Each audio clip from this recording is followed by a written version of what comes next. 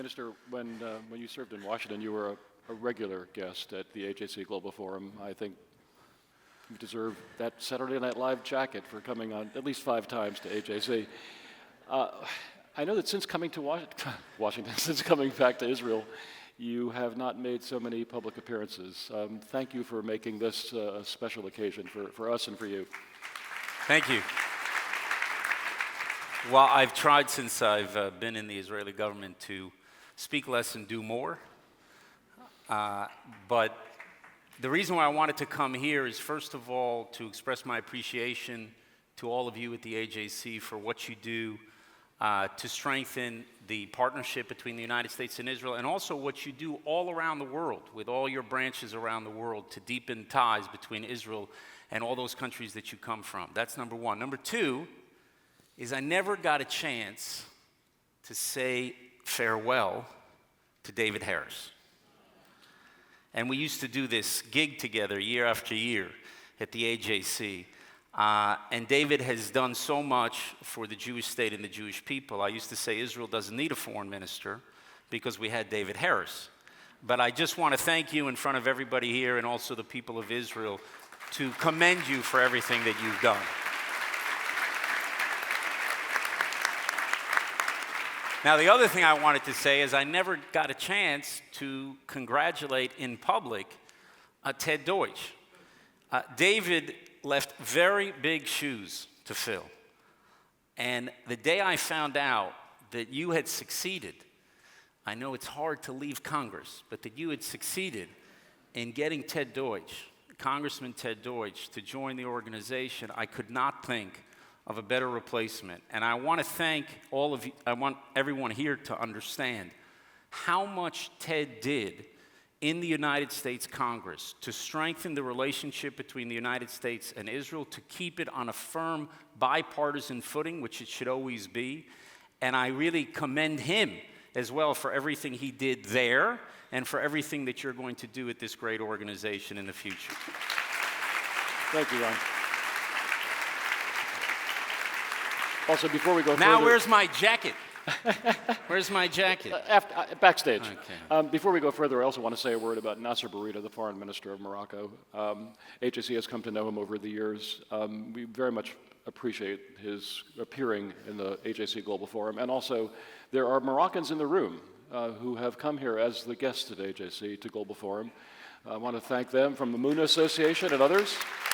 And also our good friend back in Morocco, Ambassador Serge Berdugo, president of the Moroccan Jewish community, partner of AJC. Minister Dermer, I want to start by asking about 3 threats posed by Iran to Israel and how Israel is responding to those threats. First, of course, the Iranian nuclear threat. There have been reports that the U.S. and Iran have been secretly negotiating an agreement in recent weeks to freeze Iran's continued march toward weapons-grade 90% uranium enrichment in return for limited sanctions relief. Both capitals have denied these reports. What is Israel's view? And assuming that the reports are true, how would a freeze at what is essentially threshold nuclear status affect Israel's calculus, Israel's options? Well, first of all, let me just say that the United States, the Biden administration, has been very candid with us throughout this process, and we have very, very close cooperation. Some of you have heard the Prime Minister say that the cooperation between the 2 administrations are as high as it's ever been in security and intelligence matters, and that's true. And as somebody who served as ambassador for 7.5 years and been involved in the U.S.-Israel relationship at the highest levels probably for 12 or 13 out of the last 14 years, I can say that it's never been better. And we have candid conversations, and I think very frank and open conversations about Iran. We don't always agree on this issue. For us, any deal with Iran that would leave them with the infrastructure that they need in order to have a nuclear weapons capability is a non-starter for us, and we're opposed to it. You all remember that 8 years ago, the Prime Minister of Israel went to Congress and he spoke out against the nuclear deal at the time.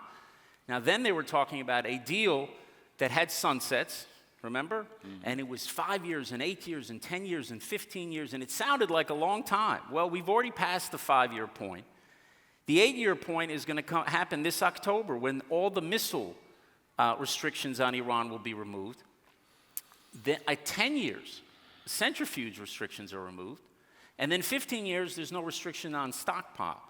So it's very important for us that if you're going to do a deal with Iran, either you remove the physical infrastructure that they would need to have a nuclear weapons capability, or you don't put those sunsets in place. That was the core problem with the deal, is that it had these sunsets, which means that all the restrictions on Iran's nuclear program would be automatically removed. And in those two words, you understand Israel's opposition. So when I assess any deal, and when the prime minister does, or the Israeli government, we're going to look at, well, what is Iran getting and what is Iran giving up? Is Iran asked to remove its infrastructure? Is Iran asked to roll back its infrastructure? And what are they getting?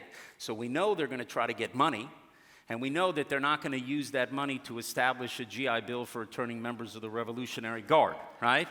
They're going to use that money to fuel their campaign of aggression and terrorism throughout the region, in Syria, in Lebanon, in Gaza, in Yemen, in all these areas where they're trying to essentially put a conventional noose around Israel's neck.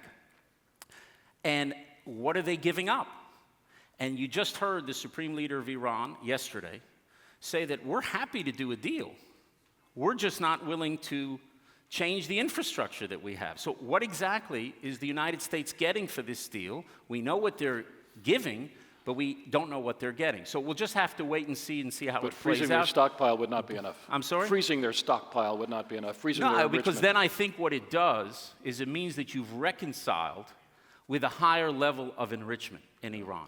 And we thought that was a bad idea then, and we think it's a bad idea today. But I must tell you, Israel is not surprised, saying we have an open, constant dialogue. I was just in Washington, and I met with the National Security Advisor, Jake Sullivan, along with our National Security Advisor, Tzachi Hanegbi, and we've had very candid conversations, and we're trying to do what we can to get on the same page as the United States, and we're going to continue to try to do that as this unfolds in the next few weeks and months. Okay, well, that level of cooperation is reassuring.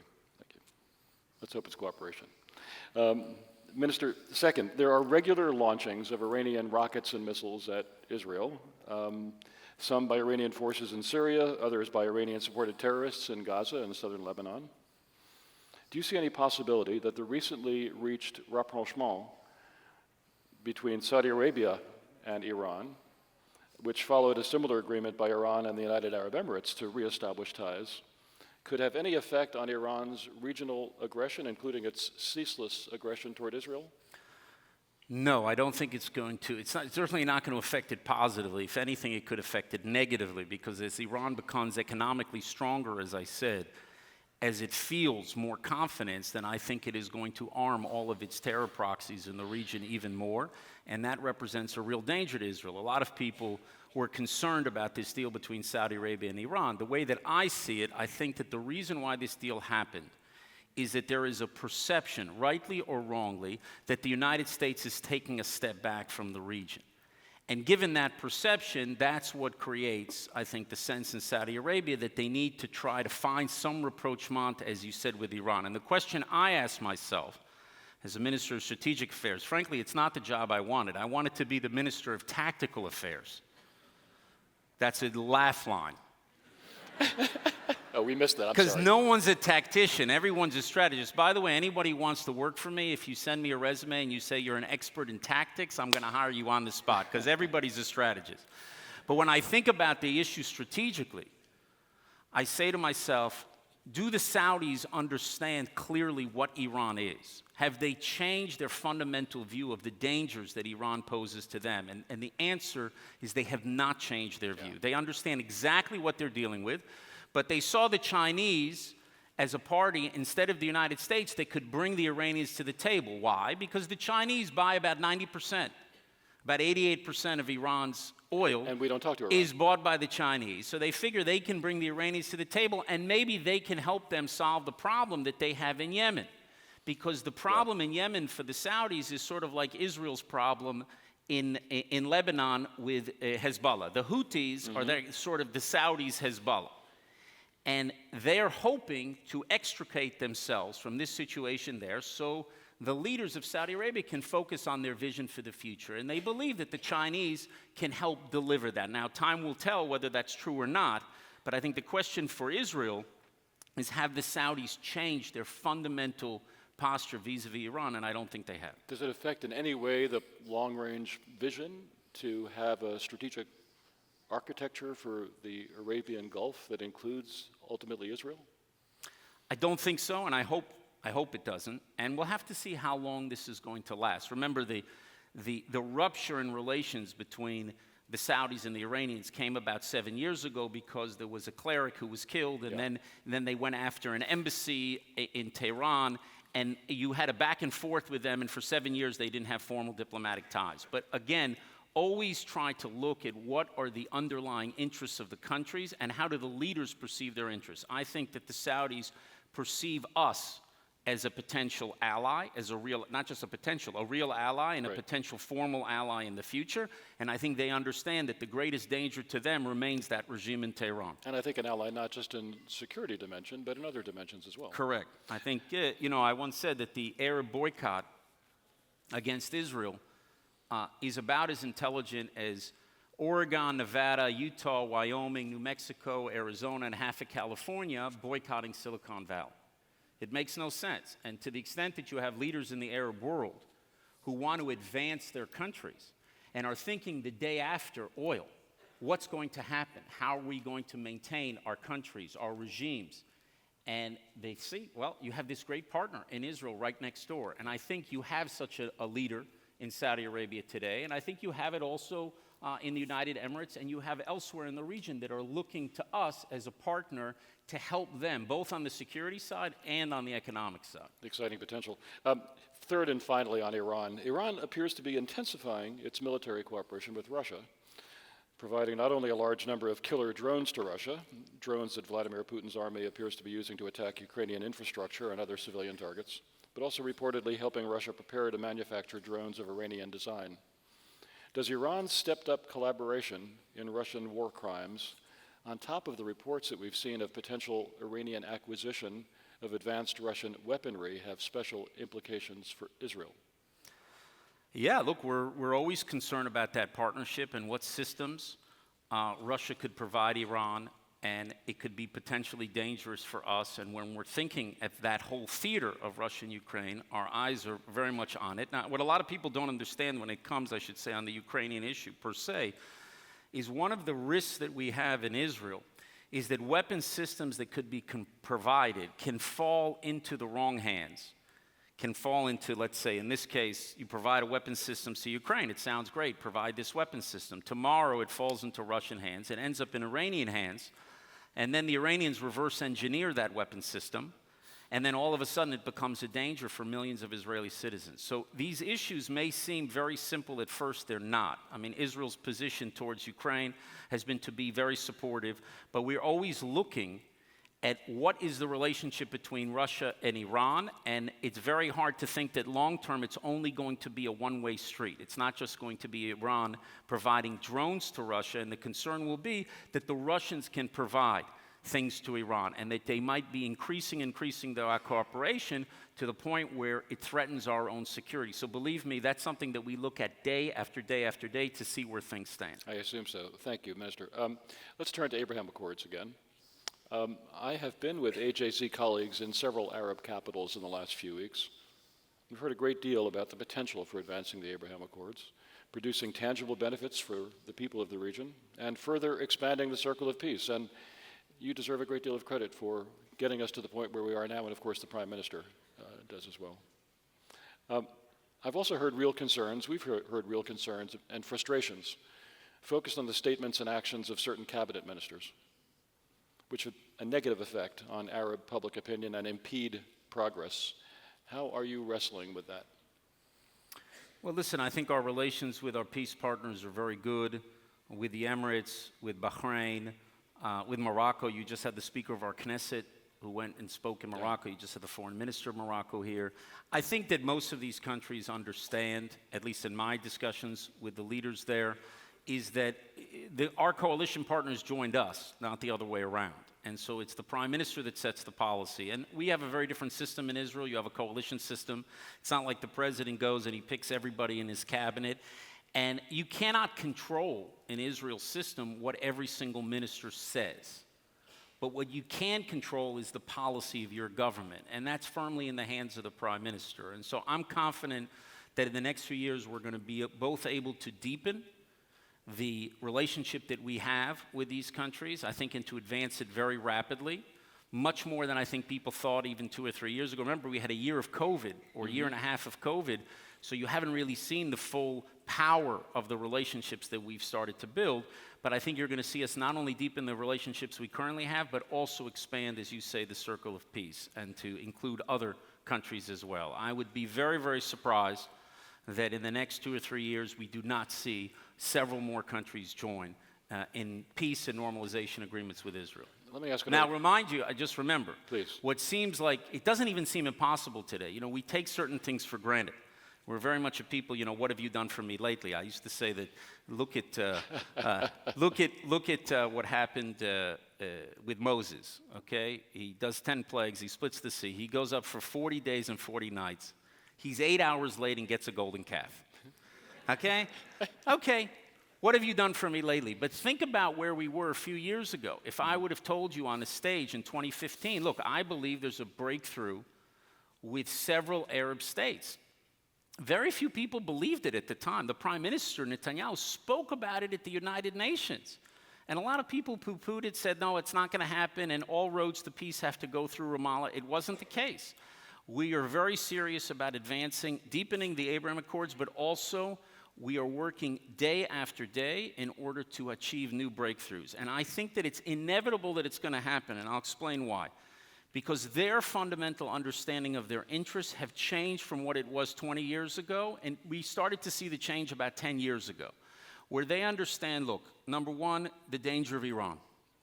Number two, the danger of Sunni radicalism, not just Shia radicalism. Iran is a Shia radical power, but there was Sunni radicalism. Al-Qaeda was 1.0, ISIS is 2.0, and they know there'll be a 3.0. And they also have a perception that America is disengaging from the region. I think America is trying to make it clear it's not disengaging from the region, but the reality in the Middle East is they see the United States is at the very least reducing its military footprint in the region. So they look at Israel, and as I say jokingly for many years, but it's true, they see this Iranian tiger, they see this ISIS leopard, they see this 800-pound American gorilla that just left the building, and they look around and see a 200-pound gorilla with a kippah on, and they said, maybe we'll work with you. And that's part of their security interests have not changed. And the second thing is what I said about this technology story, about Israel. We're not just a power in water and agriculture, in cyber, but also the innovations of the future, autonomous vehicles, artificial intelligence that now the Prime Minister is diving in, and what he did with cyber in Israel 10 years ago, he wants to do with artificial intelligence now to make sure that Israel remains a global leader in this. So for their security and economic interests, they want to move forward with Israel. Now, how you navigate through the diplomatic terrain can be very complicated, and there can things that can facilitate it, and there can things that make it more difficult. But believe me, the fundamental interest of our Arab neighbors is to move into peace with Israel. And I think that's going to hold for a very long time, and it's on us, it's on the government of Israel to work to navigate effectively and to be able to make those peace agreements and normalization agreements with our AJC will continue partners. to be a strong advocate for that, as you know, around the Arab world. Finally, we're talking about the U.S. withdrawal or perception of U.S. retreat from the region, which we hear frequently in Arab capitals. But as you just said, the U.S. has not left the region. We just heard from Dr. Colin Powell, the Undersecretary of Defense, a few months ago in a conference in Washington that, in fact, there were, 35,000 U.S. forces in the Gulf a dozen years ago, and there are still 35,000. We were spiked, of course, during the Iraq War. And they now have autonomous vehicles that supplement the work of the men and women in uniform.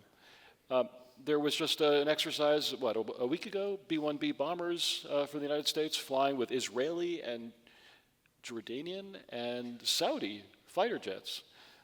You had this massive exercise in January of this year, 6,400 or something U.S. forces, 1,500 Israeli troops.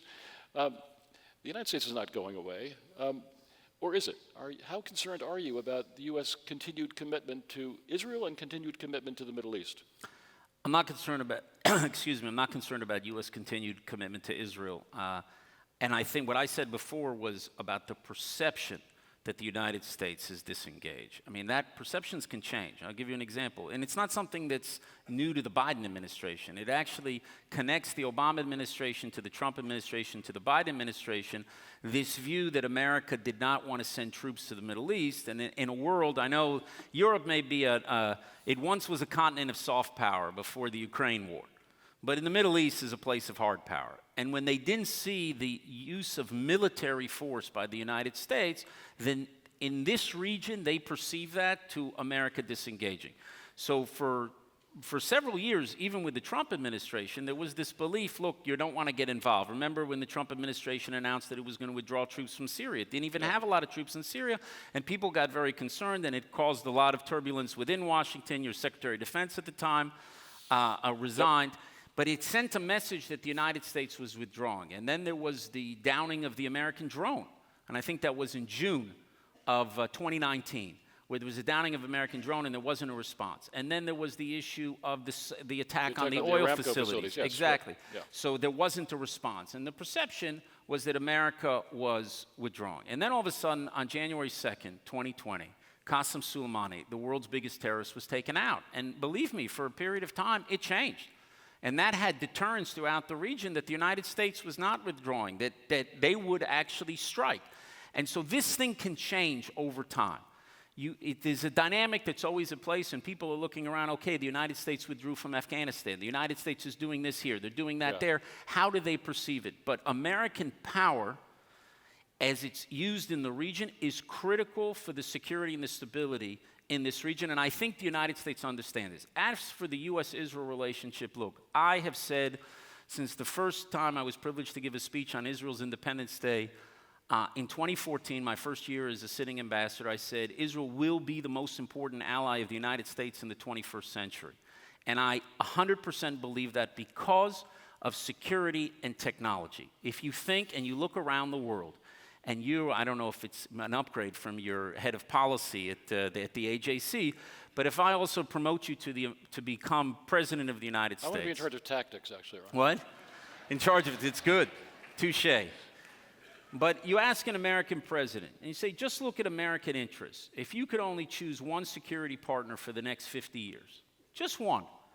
And when you think about security, think about a country with a military that can defend itself by itself. Think about a country with a formidable intelligence service. Think about a country that has great cyber capabilities to deal with the new forms of warfare. Think about a country with weapons development also that can produce new and advanced weapons.